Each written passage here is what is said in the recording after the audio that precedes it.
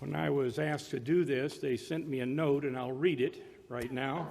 It said, would you be willing to speak during the stewardship moment on Sunday? In particular, we'd like you to give a 2 to 3 minute answer to why do you support the ministry of Wesley with your time, talent, and treasure.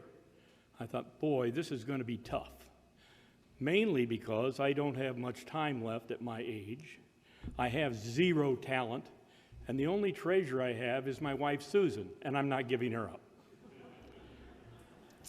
I also made notes yesterday morning on what I was going to say. I got to looking at it this morning and realized I can't read my own writing. So we'll just have to wing it. There are many ways that I decided that I would, rather than talk about my time, talent, and treasure, would be to try to encourage the membership to consider their time, talent, and treasure. There are many ways we can share our times and talent in this, our time and talents in this congregation. If you're handy with your hands, maybe you could become a member of the property committee. Maybe you could help fix things around this church. Lord knows there's a lot of things that need to be fixed. I don't mean about the ministers, just about the church itself. Maybe you like working with children, and you could become a Sunday school teacher or work with children in Sunday school.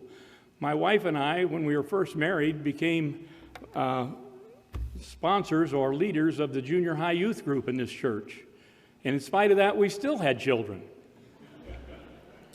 A third way you can help is maybe you don't like working with children, but you like working with older people that are ill, that need help. WestCare does a wonderful job of that in this congregation, and you can become a member of WestCare and help them. And I'm asking you right now, don't wait to be asked, volunteer. The third item on there is treasure. This is where we get to talk about money. Years ago, I was chairman of the Stewardship Committee, and I had the brilliant idea that we'd have a breakfast in the morning before service for the leaders of the church. I would ask them to fill out their pledge cards, give generous increases, the whole bit, and then we'd announce that to the congregation as lead gifts so they'd all be energized and want to make donations, their pledges to the church. A woman, one of those church leaders, one of the women that was a church leader was a woman named Alice Baker. Alice has since passed, but Alice didn't have a lot of money. She was a single person living on a small pension, and my wife said she struggled with the card as she filled it out. And lo and behold, when we totaled up the cards and looked at the percentage increases, Alice Baker had made the largest increase. I urge all of you to do the same. We've had a lot of inflation in the last few years. It's affected the church, it's affected everybody.